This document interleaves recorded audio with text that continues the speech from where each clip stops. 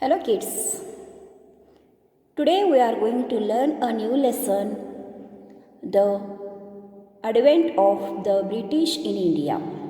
The advent of the British in India. In this lesson we are going to learn the arrival foreigners on Indian shores, Portuguese, Dutch, French and British. The arrival of foreigners on Indian shores, Portuguese, Dutch, French and British. Next, important events. Important events. Battle of Plassey, Battle of Buxar and 1857 revolt. Important events: Battle of Plassey, Battle of Buxar and 1857 revolt. Okay, we are going to see in this lesson. India was declared a free nation on August 15th. India was declared a free nation on August 15th, 1947. 15th August 1947, after a long and difficult struggle for freedom.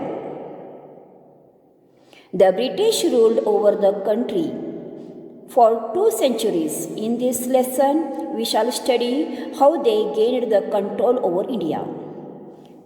British ruled over the country for 2 centuries. How they gained control over India, we are going to learn in this lesson. Understood, no kids? Okay. Since ancient time, India was known all over the world for its textile, perfumes, spices and artifacts. Since ancient time, India was known for his all over the world for his textile, spices, perfumes and artifacts. By the mid-15th century, Arab traders had already established a flourishing trade with India, selling Indian goods in the European market. Arab traders had already established a flourishing trades with India, selling Indian goods in European market. The Europeans were naturally very keen to trade directly with the India, but were helpless since the land route of India were under the control of the Turks and they had a blocked entry for European traders. The Europeans thus turned towards the sea as a possible means to reach Indian shores. European was naturally very keen to trade directly with India, but were helpless since the land route of India were under the control of the Turks and they had blocked entry for European traders. Then the European traders thus turned towards the sea as possible means to reach the India shores. Understood, the kids? How they started how the Arab traders started establishing flourishing trades along with selling Indian goods in the European market. Next, see Vasco da Gama, Portuguese in 1498. In 1498, Vasco da Gama a Portuguese sailor reached the port of Calicut, now we are knowing as a Calcutta. Vasco da Gama, a Portuguese sailor, reached the port of Calicut on the western coast of India. The Portuguese were the first to start trading with India after having the step of trading centers and warehouses at Kochi, now Kochi, Kannur, and Calicut. The Portuguese were the first to start the trading with India after having the set of trading centers and warehouses at Cochin, Kannur means Kannur, Calicut. Next, the conquered Goa, Daman and Diu on the western coast of the country.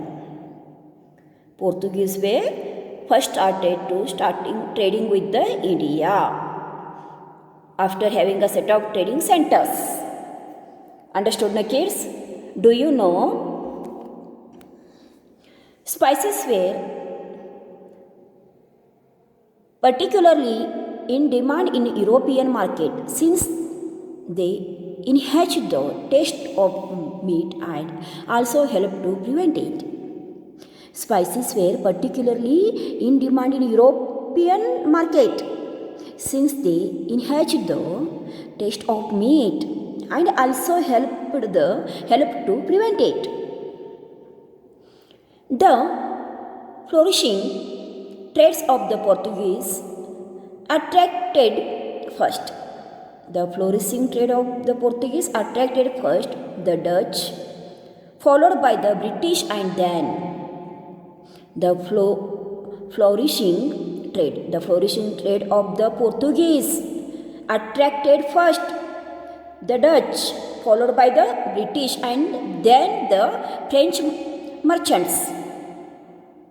Followed by the British, then the French merchants. However, it was the British who were successful in establishing a strong base in India with their trading company. It was the British who were successful in establishing a strong basis in India with their trading company. The English East India Company, the trading company, that is name is the English East India Company. British who were successful in establishing this company. Next,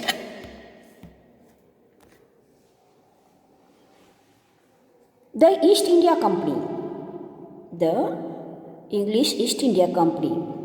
The English East India Company was set up in the year 1600 with the consent of Queen Elizabeth. East India Company when started? East India Company was started in the year 1600 with the consent of Queen Elizabeth. The Queen of England. She was Queen of England. They even acquired permissions to trade in India and set up trading centers in Calcutta, now Kolkata, Madras, Chennai, Bombay, now it is called Mumbai, from the Mughal Emperor Jahangir. After set up in the which one company? The English East India Company. They again what they did? They again even acquired permission to trade in India, set up a trading centers in Calcutta, Madras, Mumbai, Kolkata, Chennai, Mumbai. They again started to set up centers from Mughal Emperor Jahangir. They get a permission from Mughal Emperor Jahangir to set up a trading centers. Soon the company set up its first factory at Surat for storing the goods and the commodities such as cotton, silk, indigo, dye, salt, tea and opium. The company set up its first factory in Surat for storing goods and commodities such as cotton, silk, indigo, dye, salt, tea and opium. These all things they are started to storing in that one company. Things marked the beginning of their presence in India.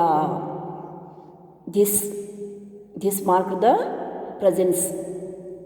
All these things they are storing in this one factory. They started up a first factory at Surat, and all these things storing.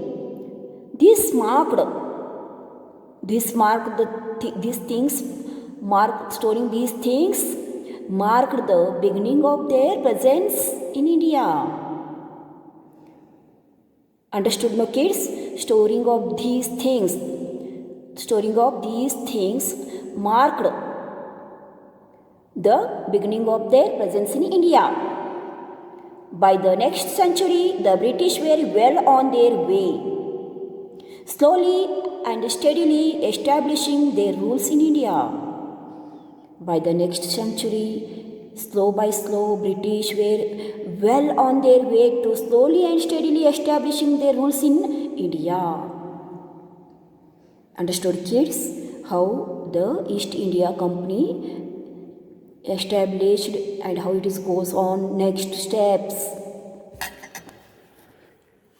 Next, Battle of Plassey. Battle of Plassey.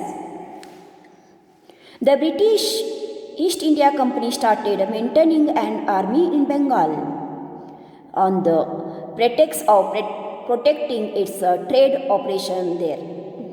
The British merchant fortified their factories in Kolkata, now it is called Kolkata, without seeking permission from the Nawab of Bengal. Nawab of Bengal, who is the Nawab of Bengal? Sirajud-Dowlah. The British East India Company started maintaining an army in Bengal on the pretext of protecting its trade operations there. The British merchant fortified their factories in Calcutta without seeking permission of that one Nawab of Bengal. Who is the Nawab of Bengal? Sirajud-Dowlah. This angered the Nawab, who demanded its removal, which the British refused. They were keen to bring Bengal under their control, since it was the country's richest province then. They were keen to bring the Bengal under their control, since it was the country's richest province then. The Nawab declared was against the British. But was crushed in the battle. What happened, kids? The Nawab declared war. Sirajud-Dowlah Nawab declared the war against the British, but was crushed in that battle. One of major reason for this was Mir Jafar, the Nawab's general, who joined hand with the Robert. Because of Nawab of the Bengals, major reason was of his one person, Mir Jafar, the Nawab's general, who joined to the British means Robert Clive. the British Army in charge. This marked the first step of the British towards their rule in Bengal. This one, Mir Jafar, the Nawab's general who joined with the Robert Clive, the British Army in charge. Robert Clive was the British Army in charge. He joined with whom? Mir Jafar joined with British Army in charge, Robert Clive. This marked the first step of the British towards their rules in Bengal. This battle was fought at Plassey in the year 1757. This battle was fought at Plassey in the year 1757.